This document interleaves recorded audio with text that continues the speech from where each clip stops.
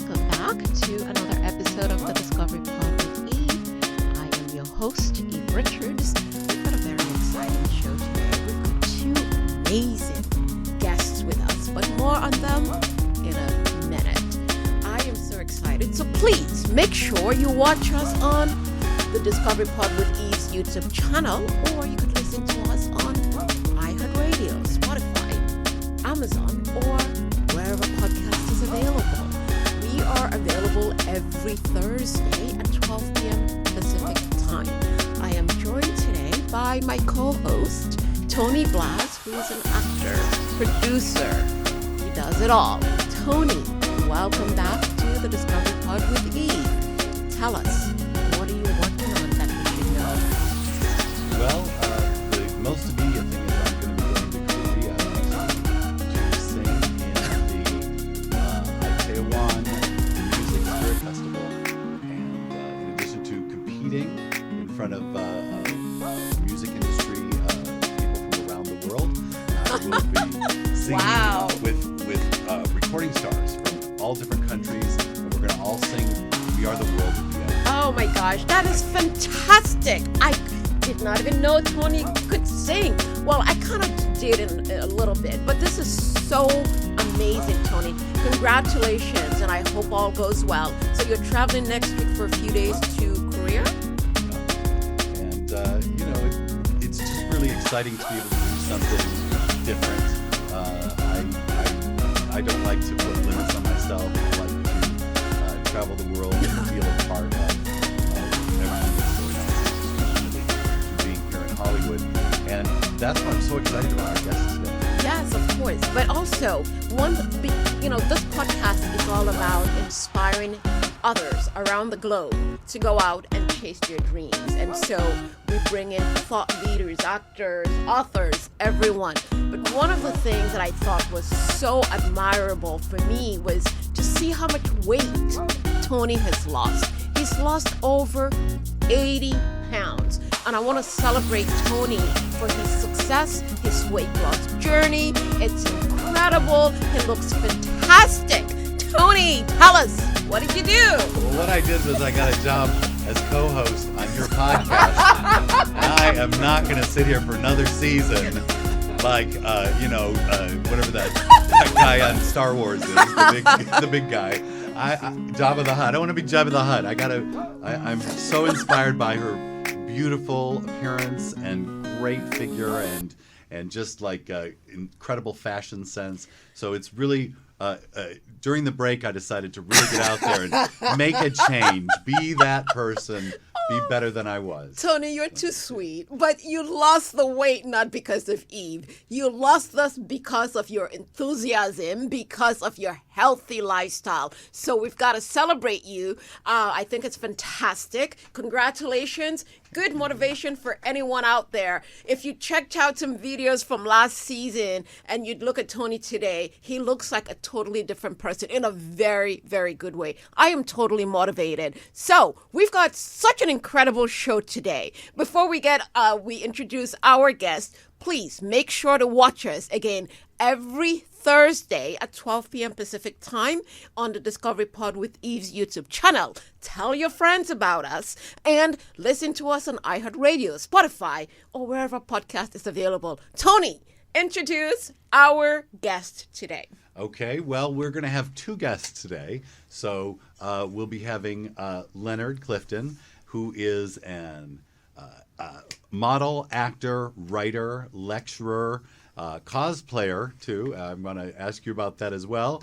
And then the second guest also is an actor and a producer and a writer. And so I'm so excited to meet people who feel that they can do it all. And they have the courage and the talent and the drive to go out and achieve all of those things. Yes. So I'd like to begin by asking Leonard, who has been in the cult classic Bring It On, and now is lecturing at renowned institutions on Afrofuturism, modeling, acting, writing, lecturing.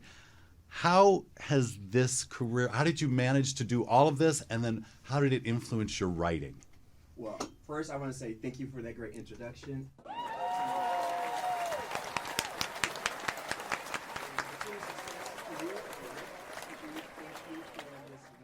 podcast.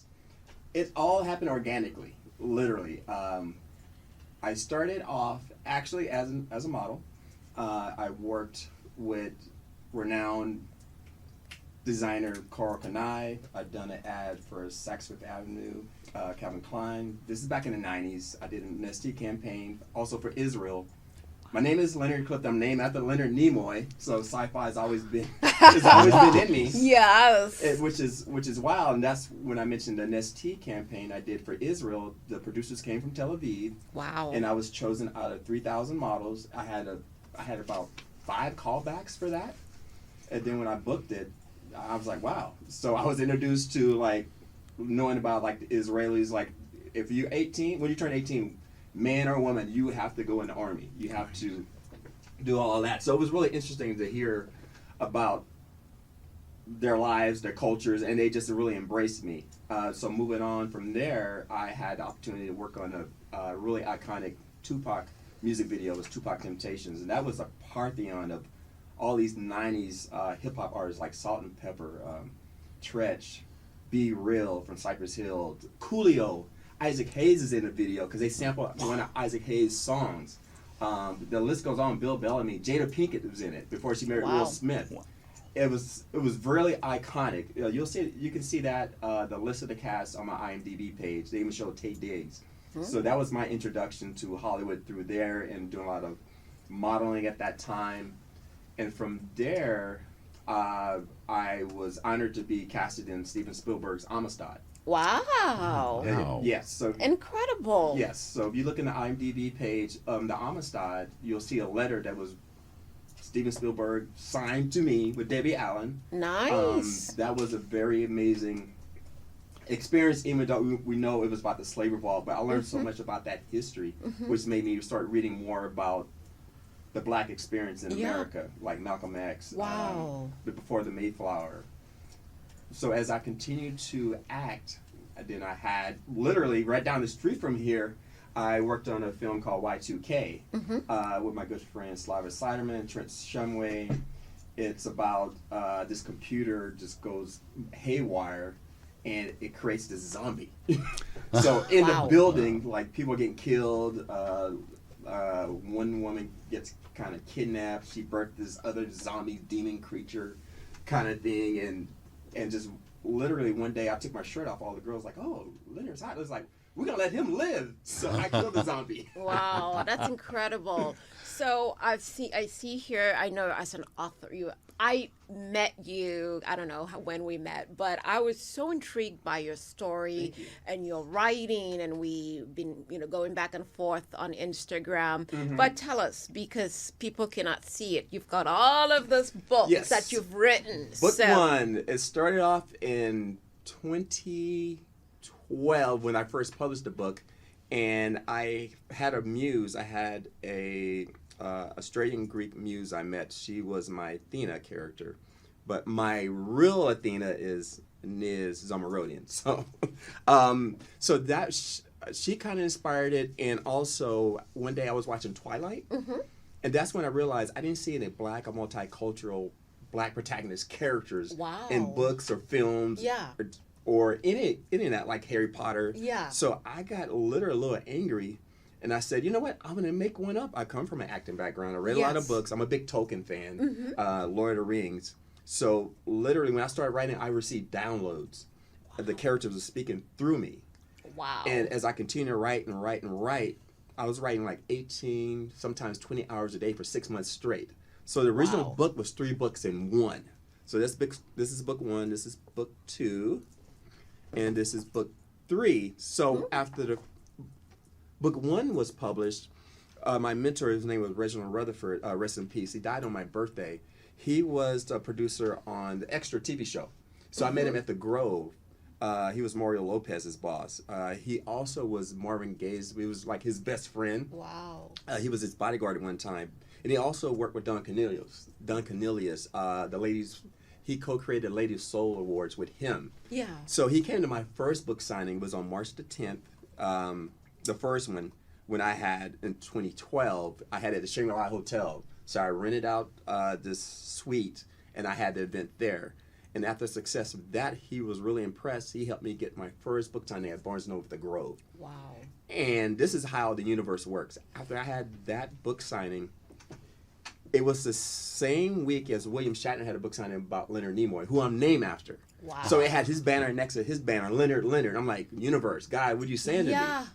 So, and the day after that was Frank Miller. It was the 30th anniversary of The Dark Knight. And Stan Lee was at that one. So I'm in the middle of all these icons. Wow, that's this guy incredible. who wrote this book, I had a publisher in New York who was interested in. When the editor left, I decided to self-publish. And me being a self-published author was able to have that event, even with this book, Eve the Soul Reapers, my short story, a gothic story about a girl who fights Grim Reapers. She has the power to restore souls where Grim Reapers take souls. So my muse is the Black Fairy Warriors, Rihanna, and Eve character is Natalie Portman, the 16-year-old Natalie Portman. Wow. So after the success of that, my mentor, Reginald, said, now you got to do Comic-Con. I'm like, what is Comic-Con? So now I'm like, okay, I'm going to do it. So I had to figure out how I'm going to create the cosplay like design. So I found a costume designer who created it. So I found a couple models. Let's see if I can share this with you. So when I found the model who shot in San Diego Comic-Con, that is the mecca of all Comic-Cons. And I think it's incredible. I think while you're doing that, Tony, were there any other questions that...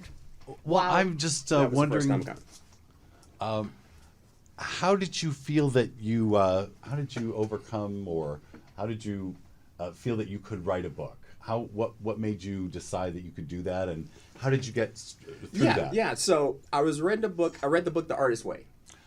Way before I knew I was even a writer. This is probably 8 years prior. A friend of mine told me about that book. So after I was in Bring It On, the cult classic, after I did that film, it seemed like the castings I was going on was like playing bad guys. I'm like, I'm not a bad guy. And I was a little ticked off at Hollywood at that time. And I became a financial planner, so I got my license in insurance. I became an insurance broker. Wow. So that would finance everything I've done. And I learned from these guys from Jersey, these Jewish guys from New Jersey. They were all insurance brokers. And I learned the business through them in Encino. And actually the office is on the same block from where the Jackson estate is located. So, what other projects are you currently working on that you would like to plug, or?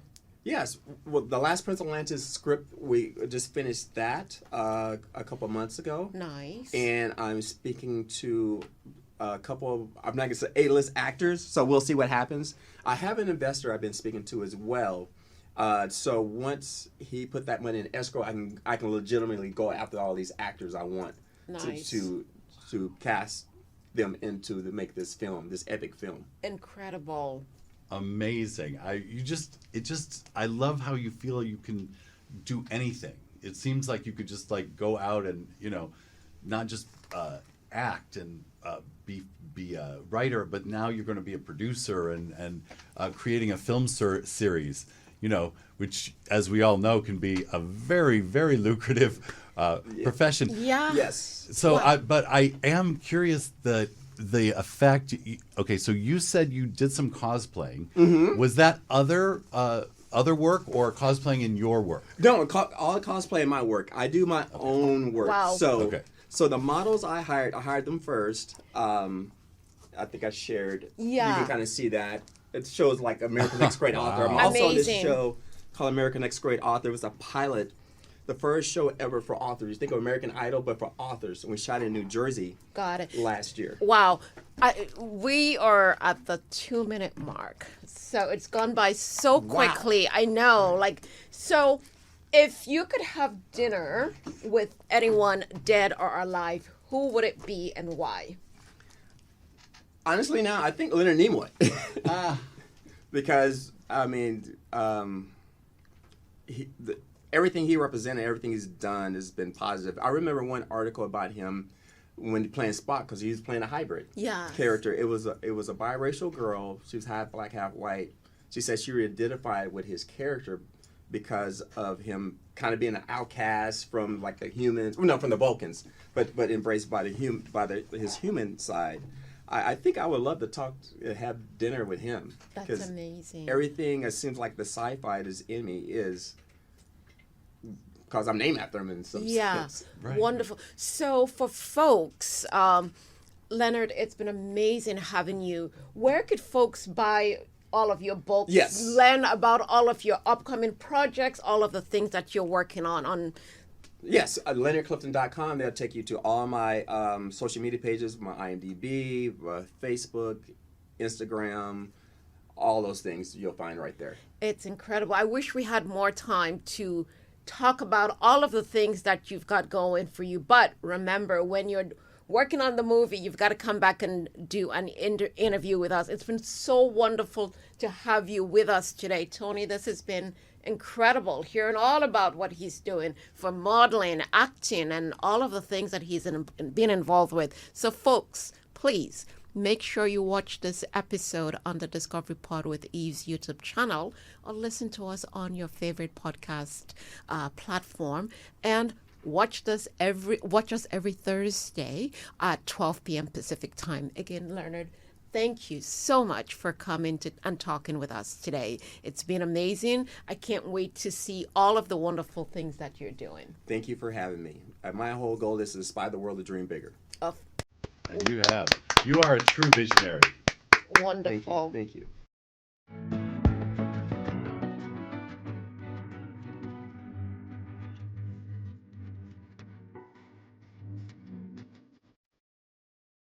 Oh my God, Tony, wasn't Leonard just incredible? Learning all about what he's done. It's been fantastic.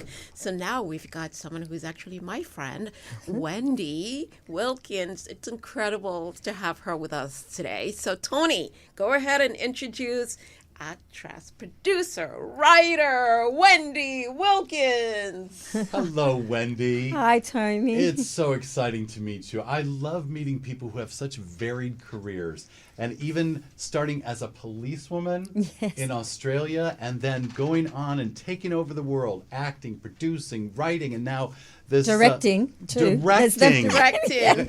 Is there anything you can't do, Wendy? I can't operate the camera. I let the cameraman do that.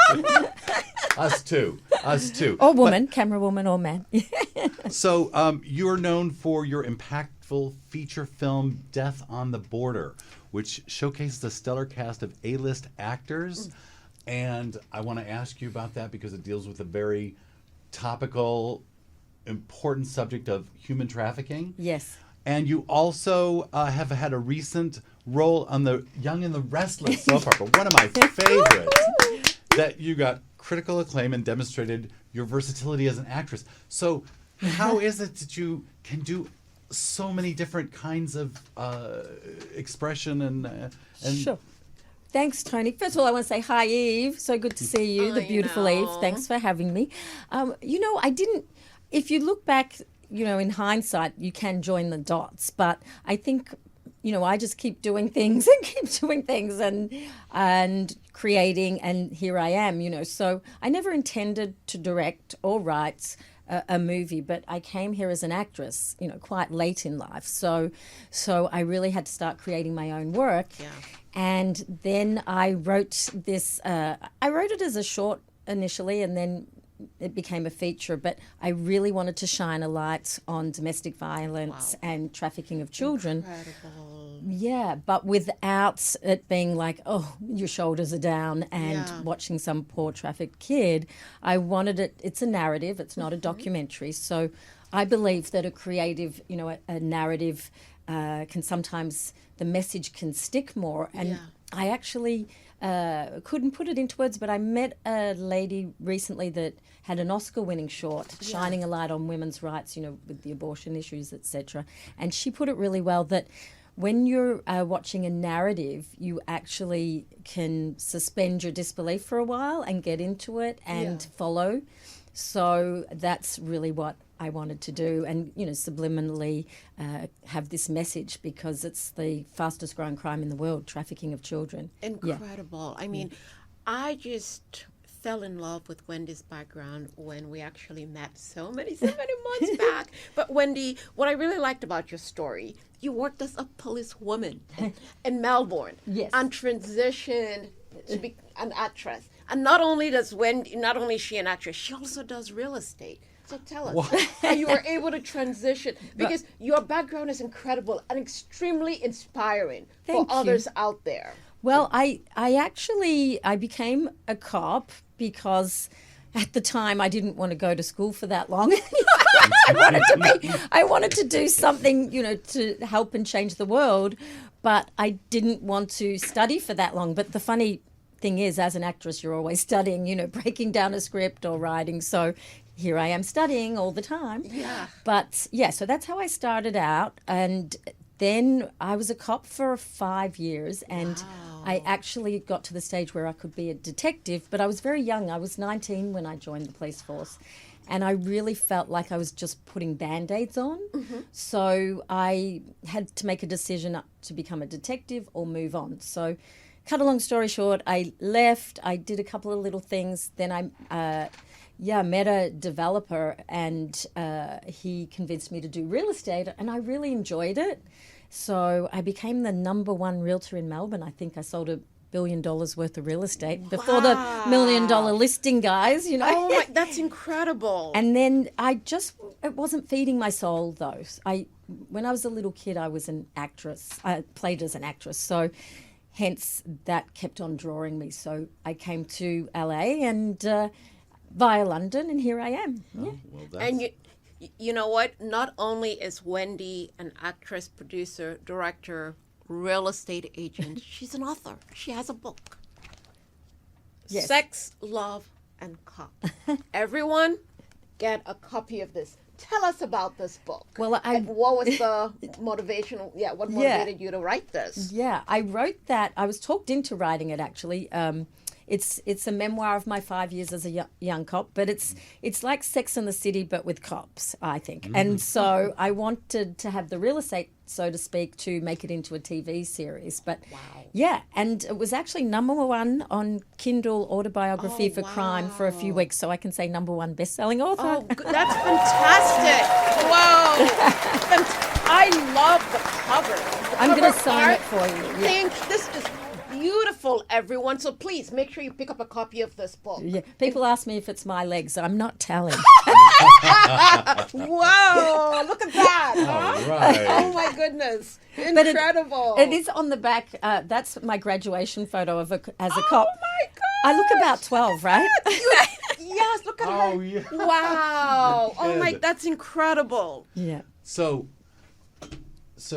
do you ever have to explain yourself to parents, mothers, spouses, managers, of like how your CV is so varied and maybe doesn't, to the outside viewers, they don't connect those dots. How do you tell them why and what makes this okay? I think there is a through line that I do want to make a difference in the world, make the world a better place. And I think through entertainment is one way, and also building wealth through property is giving people freedom, to choose. So I think there is a through line. That's my through line is I'm always trying to make a difference in the world, even if it's one person at a time. Yeah. Incredible. Tell us, going back to the movie Death on the Border. Yeah. Just looking at all the A-listers, what are some of the behind the scenes that you could share with us? Sure. Yeah. Eric Roberts and Danny Trejo. This was my directing debut. And yes. You got the best. Yeah, and I'm honored that these veteran actors, Shannon Elizabeth from American Pie days. Incredible. So Eric and Danny...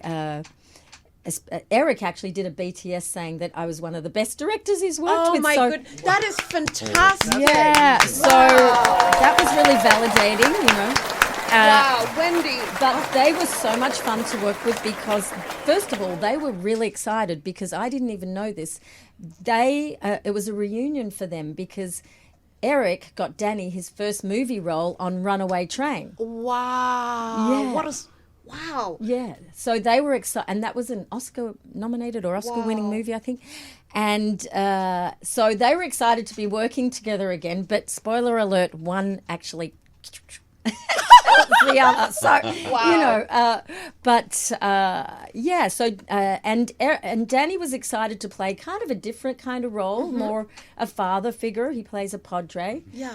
But it's okay, fans. He does get his machete moment Wow. in the movie. So, when you think about all of these roles that you play and have yet to play, Right. how do you think of yourself? How do you define yourself? Oh, wow. I haven't been asked that question.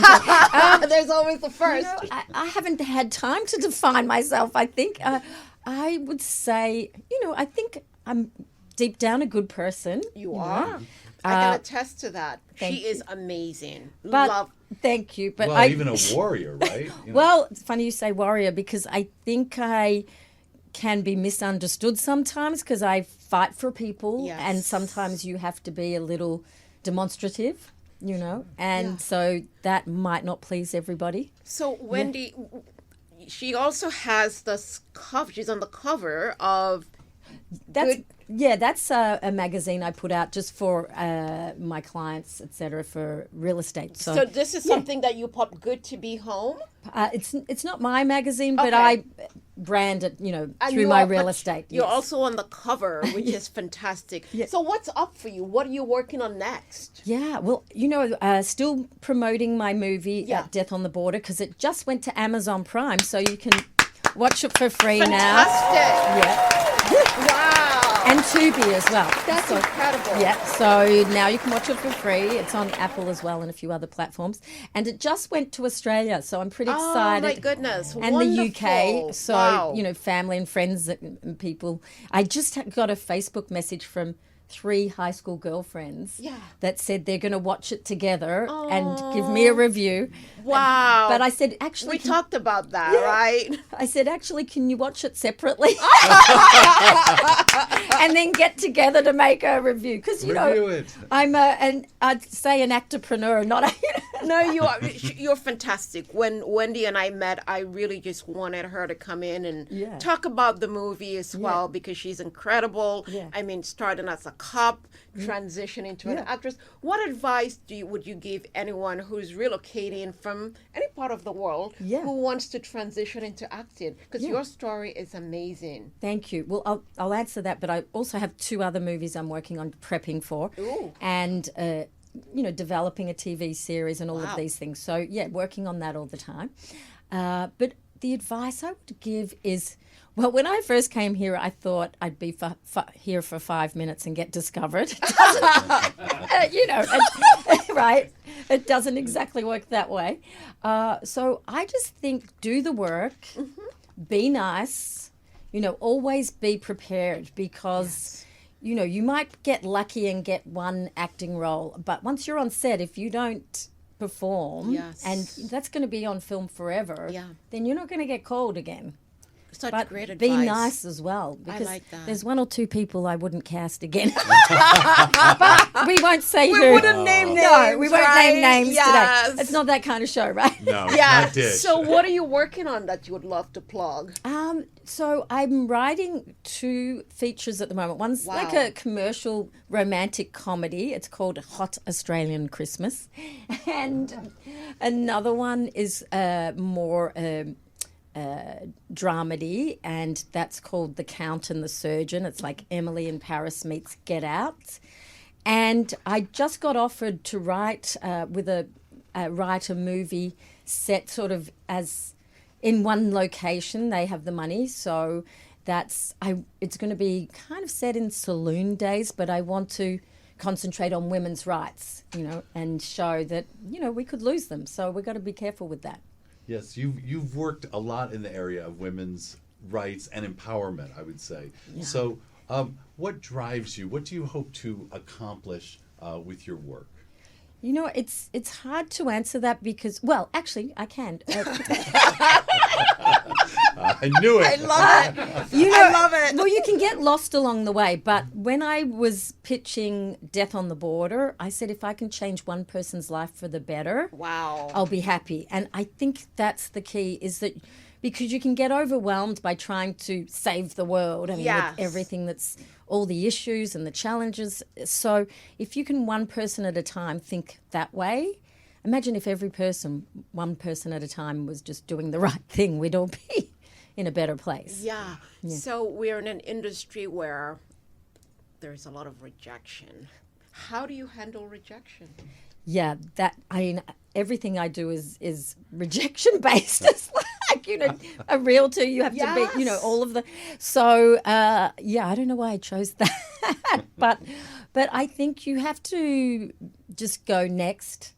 And there really is the right role for you, the right client, the right, the right property sale, because I just closed 2 real estate deals, and the people that I was working with they became friends, and it's such, it's a joy when you don't feel like you're working. So I think that's the key. Surround yourself with like-minded people. I like that. Like Eve. Oh my goodness! But you too, right? I mean, you're fantastic. Who's your dream cast? Seriously, like, put it out there in the universe so it happens.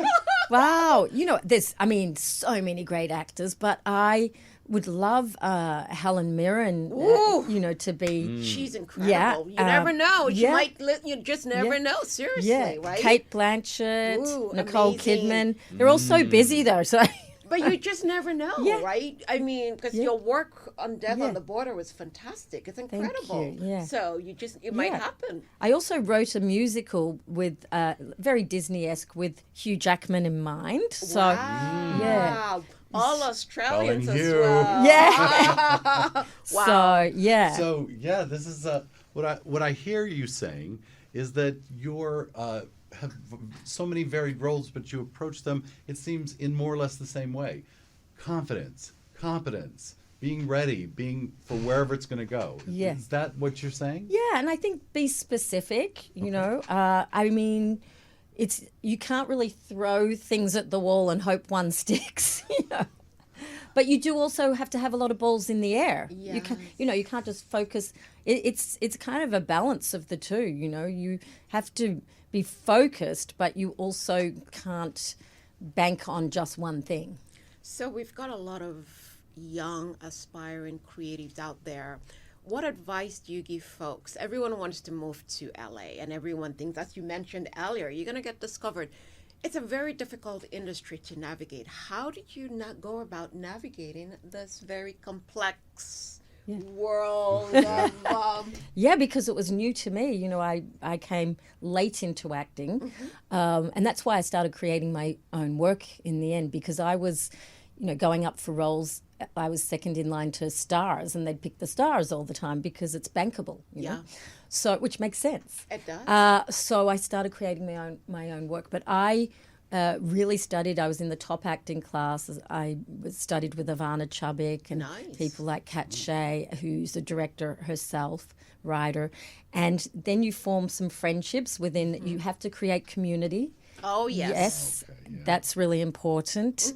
And I think I wouldn't move to LA these days unless you had a little bit behind you. Yeah. You can, with self-tapes and industries, the film industry and TV industry is everywhere, really. That's such great advice, because nowadays with self-tapes. Yeah. So Death on the Border, I love this. Oh, my goodness. This is fantastic. I don't know if folks can see this, but Tony, you want to take one of these? Yeah. Yes.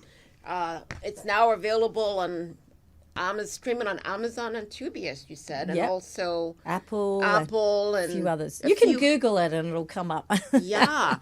Is there anything else that you're working on that you would love our audience to know about? Because I know you're such a busy person. I've just had a few great auditions recently, so hopefully I'll book. I loved working on The Young and the Restless. I had a 3-episode principal role on that. You told me about that. Yeah, that was really great. I worked opposite Eileen Davidson. Oh, she's fantastic. Yeah, Love 2,000 episodes she's done. And love her. She treated me like the star. Told that me. is what why she works all the time. Yes, and she was on The Real Housewives of Beverly Hills as well. Yes. So the last question that we usually ask the guests is, if you could have dinner with anyone, dead or alive, who would it be and why? Wow. Oh my God. Oh my God. That's so hard. Well, because I said Helen Mirren before, I'd probably like to have dinner with her. Okay. Because she, has really stood the test of time with her acting career and seems like a really cool lady. Yeah. And she's married to a director, so Of course, that's incredible. bring Wendy, him along too. Yeah. yeah, it was such an honor to have you with us today to chat more, and we would have you back and do a full episode, right? When we, next time around. So, ladies and gentlemen, please make sure you watch this episode with Wendy Wilkins to hear all about her incredible body of work. Listen to us every Thursday at 12 p.m. Pacific time on the Discovery Pod with Eve's YouTube channel, or you could listen to us on iHeartRadio, Google, Spotify, Apple, Amazon, or wherever podcast is available. This has been such an incredible episode. Tony. Okay, I learned something. Again, above all, be nice. Yes. Yes. Thank you. Thanks. Thank you. That's In this way to nice. industry, Right. you've got to be nice. People remember it's a small world. Amazing. Yeah. Fantastic. Yeah. Good learnings. I mean, ladies and gentlemen, thank you so much for watching us. Thank you for listening to us. Wendy, thank you so much. I know you're on Amazon, but you're on I can't talk. Instagram. Oh, yes. Okay. Okay. You can follow me on at Wendy Wilkins Oz, OZ, as in Aussie. And let me know what you thought of my movie or anything else you want to talk about. Ladies and gentlemen, again, please watch us every Thursday at 12 p.m. Pacific time. Tell your friends on the Discovery Pod with Eve YouTube channel, iHeartRadio, Amazon, Spotify, or wherever podcast is available. Roger Neal, thank you, Roger, for making all of this happen. So thank you, Roger. Jamie, thank you. Tony Sweet, Tony Blass, for all the way to his sluss. Ladies and gentlemen, don't forget to tune in next week. You never know who's going to stop by. Again, thank you so much, and goodbye. Oh, that was...